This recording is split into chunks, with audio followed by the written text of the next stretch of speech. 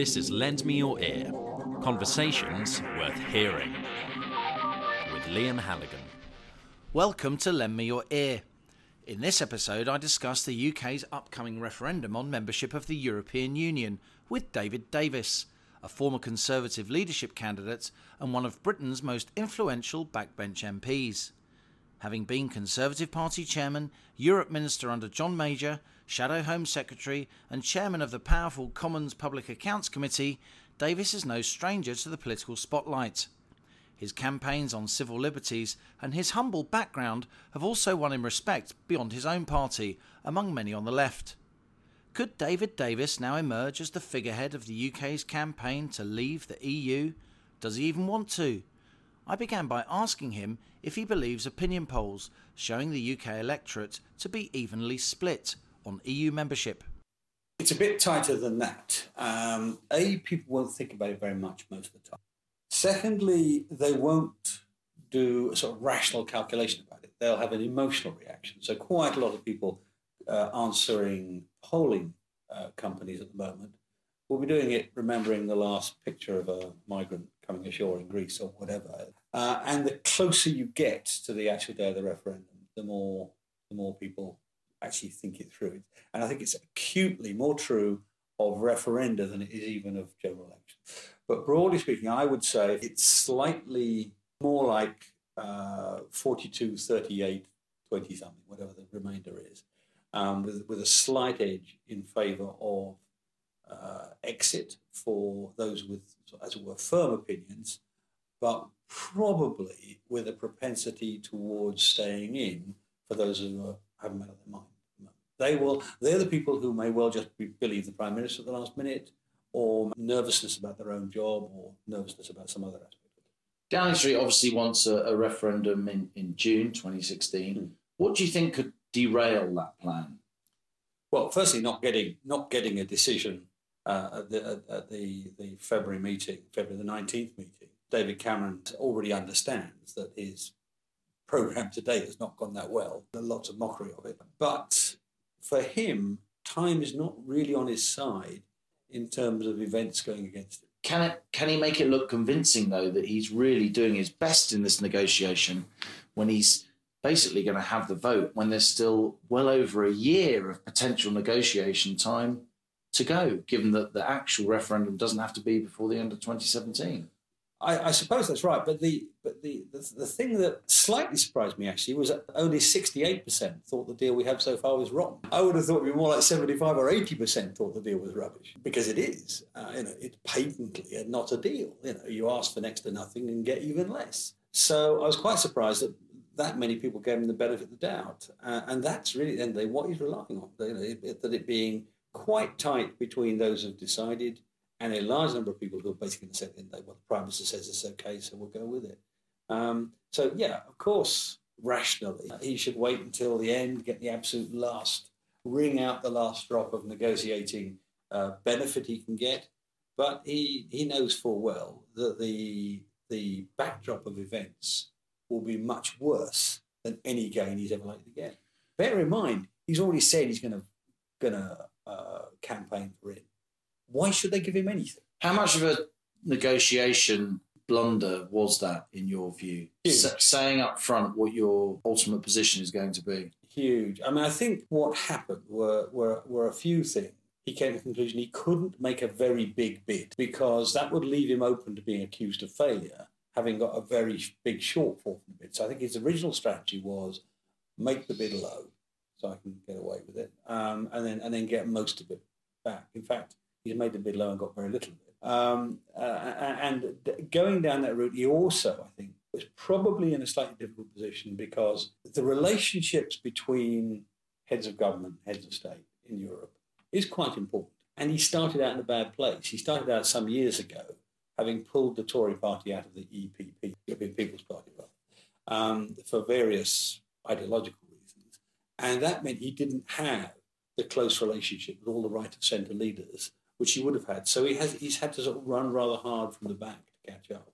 And I think part of his, I'm going to argue, or telegraphing, I'm going to argue to stay in anyway, was a way of recovering his credibility.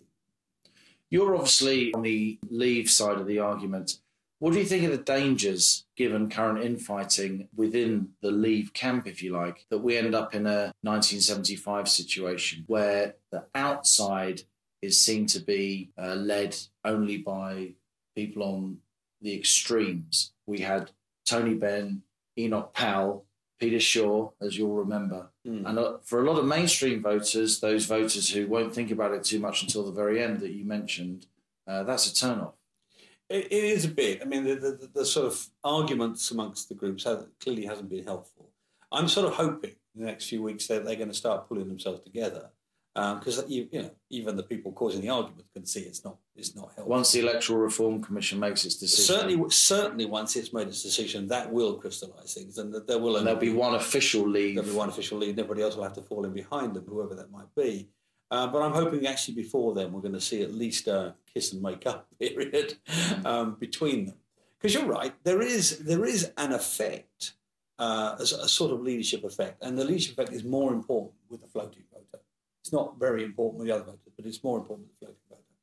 But that being said, remember what I said about what the floating voter will decide on. What the floating voter will decide on is probably in 2/3 of the cases, certainly a majority of the cases, that how's this going to affect me? I always say it's not 3 million jobs they worry about, it's one job, their own job, or their son's job, or their wife's job, or their father's job, whatever it might be.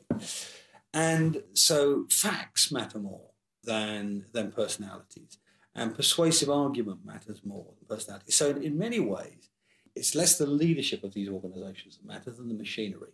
If I could employ one person, you'd be shocked at what I say now.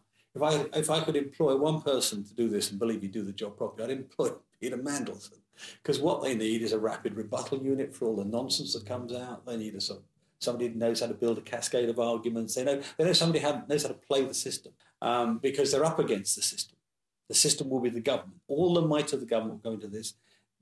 David Cameron will, by his own lights, he'll say, right, I'm going to rig this as much as I can my own way. I'm going to make sure the rules play my own way. It's going to be a real Maradona game, this, and so it's very important that the exit groups, the Leave groups, whatever you call them, learn their rifle drill, really, learn the way to do this properly very quickly. What do you think Leave should focus on? Should they be focusing on the sovereignty argument? Should they be focusing on the UK has to raise its eyes to the broader world and trade more with the emerging markets of the East? You've got to hit them all. I mean, the simple truth is that take the more emotional argument, should we say, migration, all that sort of stuff. The simple truth is what the last general election showed is at least 3.8 million people who care about that, because that was primarily UKIP's. That's 13% of the vote. Yeah, 13%. But it was only 13. Exactly. So you can't. And it does turn some people off. You can't just have one. You've got to deal with all the issues. Now, in terms of batting order, I mean, you can't leave any issues uncovered, and in a way, that's why it's a good thing. There's a sort of federation, if you like. So should immigration open the batting, or it should be middle order? No. Slogger. What should open the batting is jobs, because that'll be the primary attack. The attack of the people, what I colloquially call the in crowd. The attack of the in crowd will be fear, and the first fear will be economic fear. Jobs. Your jobs will be at risk. It's nonsense, so we have to knock it down. The second fear will be security fears. At some point, they'll try and claim the European Union is a great security organisation. It's one of the world's worst security organisations. And it makes no difference to our security whatsoever. So they'll go down a batting order of fears. And we have to make sure that we preempt those fears. So that's the most important thing, because that's what's going to influence the 20-odd% who are floating in the middle. It'll be those fears. It'll be fear that drives them, or if it's allowed to. More than anything else. I would leave the migration arguments to those who want to make those arguments. I would leave the sovereignty arguments, which are very, very important, and indeed I believe them, indeed it's a strong part of my drive on this, to those who want to make those intellectual arguments. I'd make most of my effort right bang in the middle, the economy, security of the country. How damaging would it be to the broader Brexit case if Nigel Farage did emerge as the main spokesman for Brexit? Well, he won't, because, I mean, it's sort of impossible. I mean, many of us don't need the campaign. The campaign will not be one person. 3 months long it will. It'll be. But there will be public debates, David. Of course. There will be televised debates. When everyone gets upset that the campaigning is so abstruse and fear-mongering, let's have a public debate then. And then another channel will want to have public debate. Yeah. And the identity of the person who's spearheading the out campaign will be vital. Well, I don't think. Yeah, I agree. There will be those debates, I'm sure. But let me take that as an example for you. Nigel Farage is clearly not everybody's cup of tea. But when he debated with Nick Clegg, it was a walkover. Absolutely wiped the floor with him. 2 debates. And the end of it, London is not full of UKIP people. London is absolutely the antithesis of the natural UKIP environment. Yet in London, he did incredibly well because that's where the debate was held. So I don't subscribe to this idea that it's vital. Whoever becomes the spokesman of it is vital. I subscribe to the idea that you've got to avoid the nasty side of things. I mean, you've got to be very, very careful with migration argument because it can easily slip into something which is not very civilized, and I would distance myself from instantly if that happened. You've got to be careful not to talk over people, and you've got to be careful to address the issues that matter to them. And I'm very, very clear in my mind. The issues that matter to them are going to be first and foremost economic.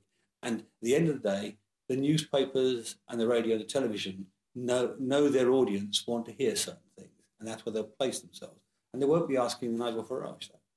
Where do you think the weaknesses of the in argument lie? What do you think of their current leadership? How do you think the in crowd have played it so far? Fairly poorly. It looks to me at the moment as though the in-crowd's argument is based entirely on fear. In fact, it's worse than fear.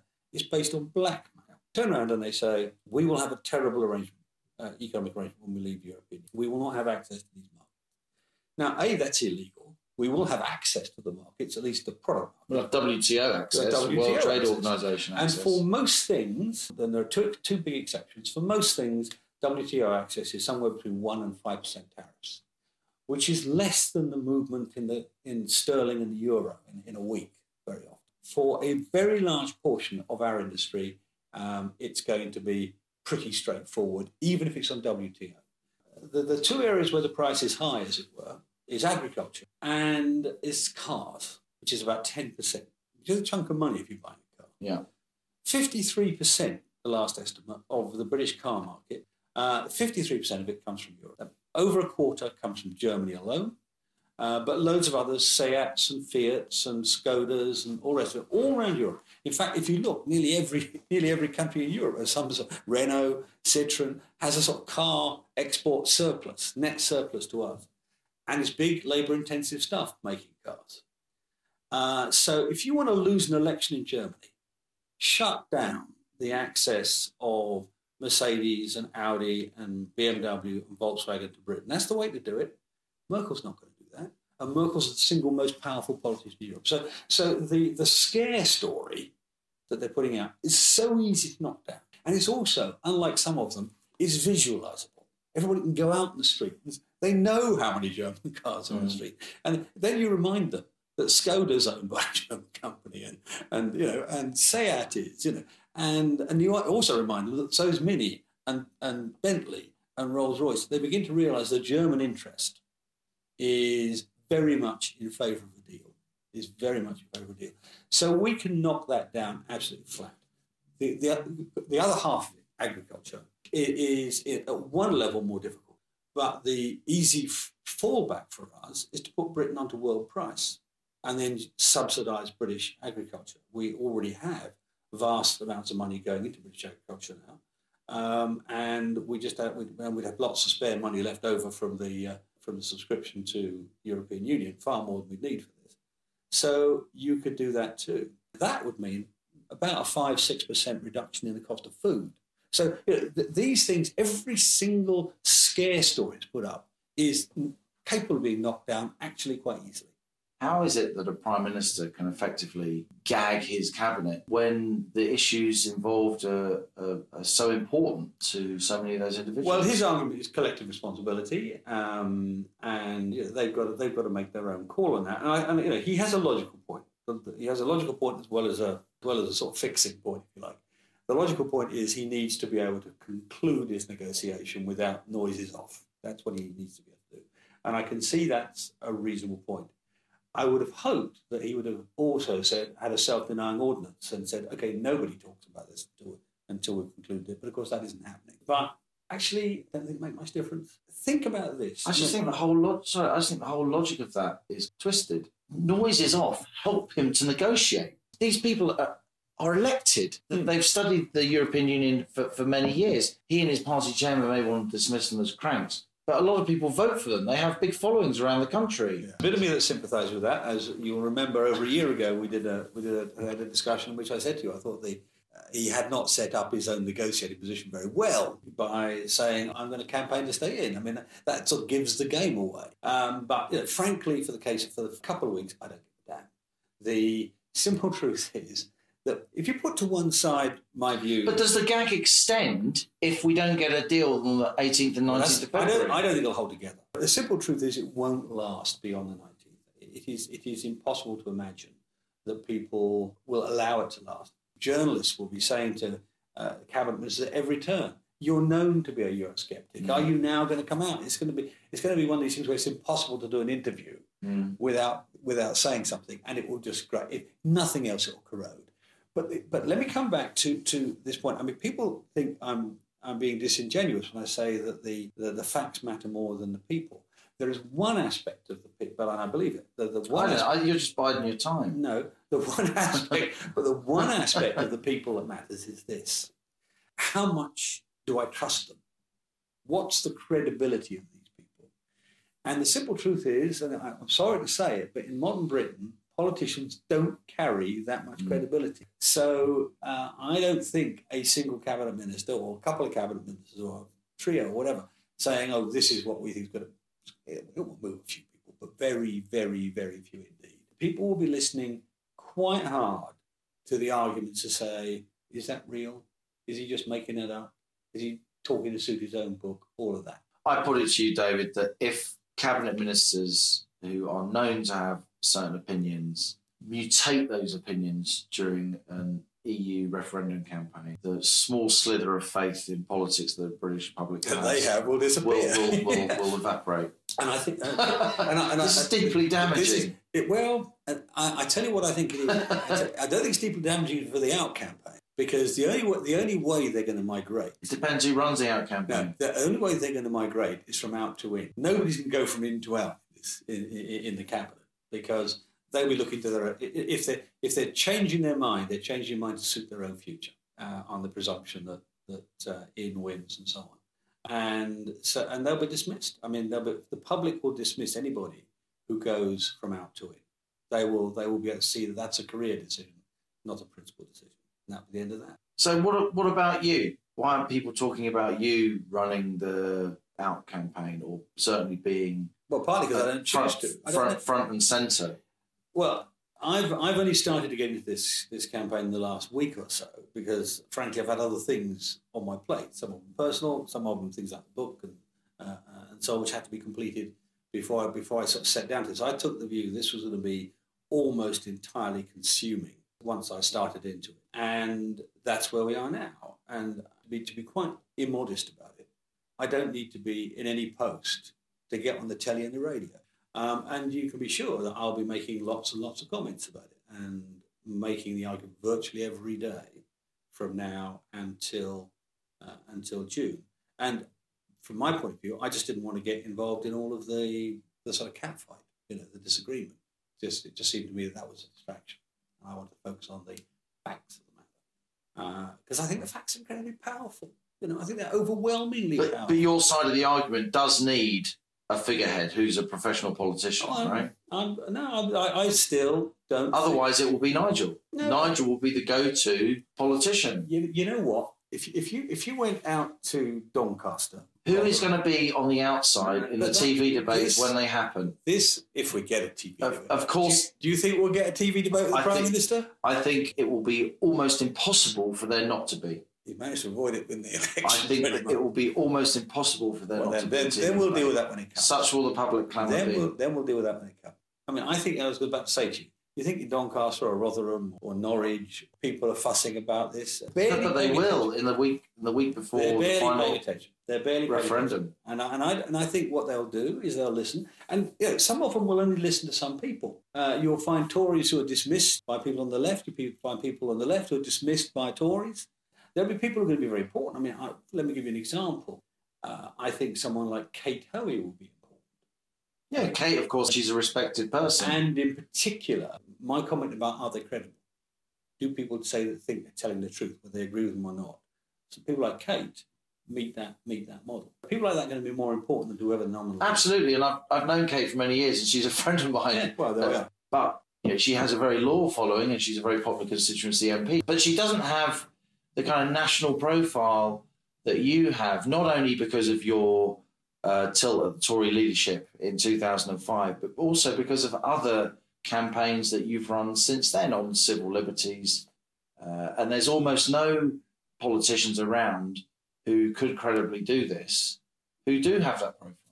There doesn't seem to be a good reason, apart from tactics at the moment, why you're not really putting yourself forward as somebody who could lead a campaign that clearly desperately needs some kind of leadership. Yeah, well, that's the point at which we differ. I think the argument's going to matter more than the individuals, massively more. This is a referendum. It is not an election campaign. In an election campaign, it's A versus B. It's Miliband versus Cameron. It's Blair versus Howard, whatever it may be. There, the character matters. In this, the character only matters in terms of credibility. And that won't be one person, and it'll be different for different people. What do you think will happen to the EU 5, 10, 15 years hence? I think that at the end of the day, economics will out in all this. And there will be a sort of Deutschmark Eurozone. With a northern euro and a southern euro. You could have two. Or maybe a northern euro and southern legacy currencies. Something like that. Yeah. Something like that. Either It's some transition from here to there. It's one hell of a transition, which is why it'll take a long time. I mean, it'll take a long time until it suddenly doesn't take any time. That's exactly right. But isn't that always the problem? Yeah. Many of us knew before 2008 this could not last, but we didn't know it was going to go down in 2008. Some did, some very clever people did, but I didn't. But I know what the end games will look like. The point at which we hit the precipice could be next year, or it could be 10 years. Very, very hard to know. And it also depends, to some extent, upon how rational the Euro elite themselves are. And if you'd asked me, the rational route to go with Greece and Portugal and Spain and, frankly, Ireland as well would have been to have a second-tier euro, to have 2 euros, basically. The commonality of economic interest is very different. Of course, that doesn't help Germany. Germany's got a fantastic subsidy to its exports by being tied down to an undervalued currency from its point of view. And this is why I think the Germans German politicians who understand it at least are being more than a bit disingenuous when they complain about having to fund the people who are holding the currency down, because actually they can only afford to fund them because they've got the competitive advantage to come out of it. What will blow the EU up first in your mind, the euro or Schengen and the migration crisis? Or Putin. They're knocking up against the limits of their foreign policy as well. I don't blame the Europeans for the Ukraine and Georgia, but they certainly made it worse. It's Putin's fault, but they didn't help. And NATO too, no matter. It's very good. It's a very difficult call, which is going to have the most deleterious effect, because to a very large extent, both of them are driven by external variables. If we have another global financial crisis, the Eurozone's in a very sick place to deal with it. If the Middle Eastern crisis goes on, we're in a very sick place to deal with that too. So I don't know which of these horrible races is going to be won. If one of them is sparked, either an escalation in the migration crisis or a global financial crisis, which brings centre stage again the internal contradictions in the euro, then one or both of those will massively affect Britain's Brexit campaign. Basically, the financial policies of the West these days are like opium. There's going to be a hangover. It's an opium of capitalism. There's going to be a hangover. But But you can take opium for quite a long time before it kills you, and that's where we are. But to answer your question, if that comes unstuck in the middle of a negotiation, it'll have a whole variety. So after a vote, but before we leave. Before the completion. Yeah, in the 2-year interregnum, if you like. In the Article 50 negotiation, which is 2 years, it's going to have all sorts of interesting effects. Let's imagine for a second it's a financial one. Then it's going to mean none of the countries can afford to be quite as boneheaded as they might otherwise be. Germany certainly won't be able to risk employment in the car industry. But remember, a number of these countries are the Spains and the Italys, who again can't afford it. Let's just go elsewhere for a moment, if I may. Scotland. Yeah. Obviously, you were very pleased that the UK held together. One piece. Yeah. Do you think there is a danger that if Britain votes to leave the European Union, but within that, while England votes to leave, Scotland doesn't? If that's what the voting numbers show, that there is a danger of another referendum and breakup of the union. They're not the same decision. Look, I mean, of course, Surrey might vote to stay, and Lancashire might vote to leave. Who knows? The Surrey Nationalist Party is not very strong at the moment. Isn't running Scotland. It would be the SNP as well. Yeah. But the Scots, I think, are incredibly rational. I mean, my wife's family is Scottish. So you're an honorary. I'm an honorary Scot. I was married in the Church of Scotland. The interesting thing here is you make the decision, you say, right, I prefer staying, but then UK decides to leave. Europe will continue to have some problems. There may even be Finland and Denmark and Sweden thinking themselves, do they want to go back to EFTA? The Scots will be saying to themselves, this is a bigger jump than we ever thought before. It's one thing to say, we're going to leave the United Kingdom and assume you get instant honorary membership, as it were, of the EU. If we're outside and they apply, they really do have to go through the process. And I imagine the Spaniards veto them because of Catalonia. Catalonia is secessionist movements across Europe would be encouraged. There'll be loads of people would hate it, and Catalonia, remember, has got a stronger core than Scotland. Catalonia is the economic motor of Spain. And a separate language. They've got a separate language, a separate tradition. So you think in the end the Scots will, my word, not yours, but you think effectively they'll bottle it and they won't go for another referendum? Or if the SNP put one in front of them, they'll still reject it? I think the SNP will only bring another referendum when they are moderately sure they're going to win. They can't do 2 referenda. I mean, remember they started out with a sort of, this is a once in a generation, right? They have been huge beneficiaries, ironically, of losing the last referendum. They would not be a beneficiary of losing the next one. And they're not stupid. Alex Salmond took a small splinter group and made it into a really serious influence on the future of the United Kingdom. He's not stupid.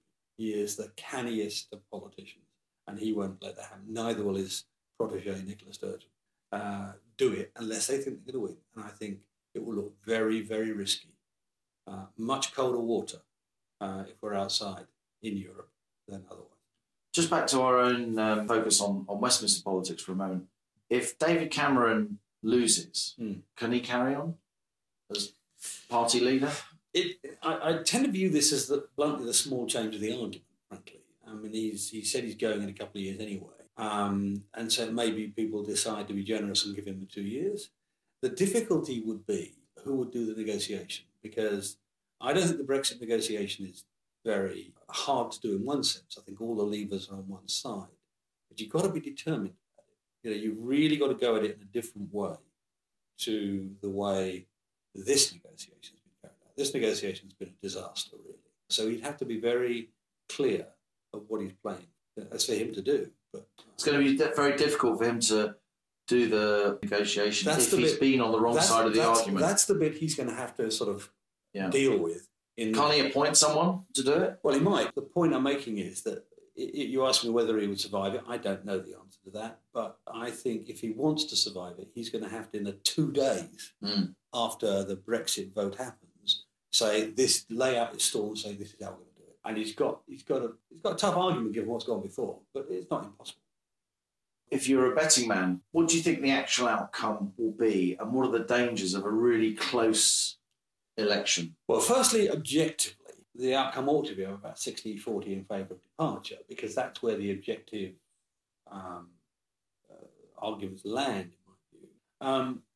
In a way, the most difficult outcome is if it's a very, very narrow win for the ends, and people see it as a somewhat rigged result. That lands us in the same position that the Scottish referendum was in, a sort of never-ending. And I wouldn't like that. But I think if the in win, if the in crowd you want them to really win. They've got to win. If people feel it's been a cheat, we'll leave a sort of sickness, a political sickness in the Tory party and in other parts of the body politic, which will be terrible. I guess it's the one result I fear. Give us your vision, if you like, of how Britain could fare outside of the European Union. Just put it in context. I started out 20 years ago completely convinced we could reform this thing, right? Now, bear in mind it was only 11 or 12, actually, 12 and then 14 members. So it was a much more coherent group, right? It's 28 now. It's 28 now. And at every stage, people said, oh, well, when the next group come in, they'll want to have a shallower, wider Europe. And in fact, it's got deeper and deeper, right? And that's where we are. It's been over and over and over and over and over again. The same. So when did you actually become an outer? It's been a sort of gradual transformation the last few years. The last nail in the coffin, if you like, of my hopes to stay in was the government's current negotiation. Because I thought before the election, if they went for a proper red card, you're not going to exercise it every day. But Parliament says, up with this, we cannot put. This is an assault on our national interests, maybe an assault on the city, or maybe a constitutional assault, or something like that. Then we have the right to say no. And we don't need parliaments around the European Union to agree 15 with this. parts is a ridiculous idea. So that was what I was sort of hoping for. And they threw that out the window before they started. So that was the point I thought, oh God, this is not going to work. But then I thought, well, all right, let me just make sure. I'm a scientist by training. That's my origin. And a scientist and a businessman. Both of those are very data-driven professions. So I thought, well, let's make sure I'm right about this. And so I spent some time trawling through reports written by Civitas and the IEA and Open Europe and lots of other people and the European Union, trying to sort of get a measure of where it would go if we left. And a few things struck me which I had not known before. What I did know was that we'd done poorly in trade with Europe before we joined the common market, as it was then. And we did better after we joined. I can remember that. I was a businessman at that time. But then what was surprising to me was that the single market, which is normally thought of as a development of the common market, we went into reverse. So let me just paraphrase. We did badly relatively up until the mid-70s. In the mid-70s, we joined the common market, which lasted roughly until the early 90s. Yeah. During that period, EU membership was unequivocally beneficial for our in trade terms. for our trade. Single market, the rough transition was in the early 90s. Since the early 90s, we have done less well. I was looking at a comparator group, OECD countries outside America, Canada, Norway, Switzerland, Japan, all the sort of the people we would naturally think of as competing with us on various aspects of our national economy. And that was surprising to me. That was surprising. And I was trying to work out why this was, and it suddenly became apparent there were only two possible arguments. One was the sheer burden of single market bureaucracy, the sort of regulation and so on. And that was a bit of it, I'm sure. But the real big difference was the original common market was a market with quite high external trade barriers. And so we were getting the benefit of being inside those trade barriers and not having to compete really with a comparator group of America and so on. So now you're saying in trade terms we have to deal with the bureaucracy of the EU without the protection of Fortress Europe, as we used to call it. That's right. Yeah. And I don't really approve of Fortress Europe in moral terms for different reasons. But that so the economic benefits are suddenly a lot less than they were. We are where we are. We've got a sort of sunk cost investment in Europe, and we want to protect that to some extent. But truth is, it's a pretty much open free market world these days. So that's the first thing. Second thing was, well, maybe you've got the argument of clout, that because we're a member of this big group, we get lots of clout. Well, I remember what it was like, actually. I mean, in my day, when you were Europe minister, when we had 12 or 14 members, including us, one occasion, two of the European ministers, my sort of fellow Europe ministers or foreign secretaries, came up to me separately. One was Spain, I think, one was Denmark, and said, "David, you must veto this." And I said, "F off. Use your own veto." And they said, no, you don't understand. You can stand up to the Franco-German axis, we can't. All right. So even then, the European Community Union was run by a triumvirate of the Commission, the French, the Germans, occasionally stopped by us. But since then, we've lost most of our vetoes. The numbers have got much bigger. And a large proportion of the 28 are pretty much a client group to the Germans. They're their supply markets, Poland and Hungary and so on. Lots and lots of industrial structure. And Berlin feels more like a natural capital, you know. So the balance of power has changed. And so we lose more votes in Europe than anybody else, twice as many as the next week. So I was pretty suspicious of this. But then I found a report by somebody, a Civitas report, which actually analysed the free trade agreements that the European Union had struck using all this clout, using all this power, right? And so we could look and see whether or not we'd done better or worse, whether our growth rate in exports to the markets involved were greater or less than before and after the free trade agreement had been struck. And we only showed improvements in growth rate in 1/3 of the cases, and reductions in growth rate in 2/3 of the cases. And you compare that against Switzerland, same analysis for them, they had shown improvements in 2/3 and bigger improvements too, you know. Of their sectors. Of their sector. Yeah. So tiny little Switzerland had done a better job of free trade agreements, despite all this nonsense about they haven't got the cloud, with countries like China, you know, Australia. Australia, as a smallish country, medium-sized country, did deals, free trade deals with China, Japan, and South Korea in 2 years flat. Yeah?